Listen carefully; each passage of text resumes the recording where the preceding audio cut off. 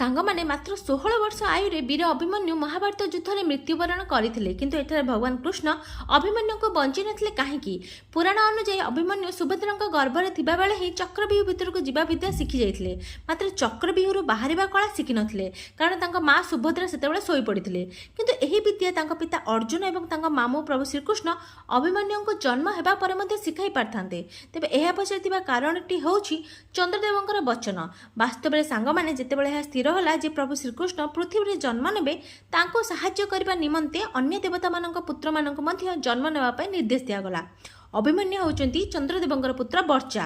ଚନ୍ଦ୍ରଦେବ ନିଜ ପୁତ୍ରଙ୍କୁ ମାନବ ଯୋନିରେ ଜନ୍ମ ନେବା ନିମନ୍ତେ ରାଜି ହୋଇନଥିଲେ, କିନ୍ତୁ ପରେ ସେ ଏହି ସର୍ତ୍ତରେ ରାଜି ହୋଇଥିଲେ ଯେ ତାଙ୍କ ପୁତ୍ର ଇନ୍ଦ୍ରଦେବଙ୍କର ଅଂଶ ଅର୍ଜୁନଙ୍କ ପୁତ୍ର ଅଭିମନ୍ୟୁ ରୂପରେ ହିଁ ଜନ୍ମ ନେବେ ଏବଂ ସେ ମାତ୍ର 16 ବର୍ଷ ଆୟୁ ପର୍ଯ୍ୟନ୍ତ ଜୀବିତ ରହିବେ।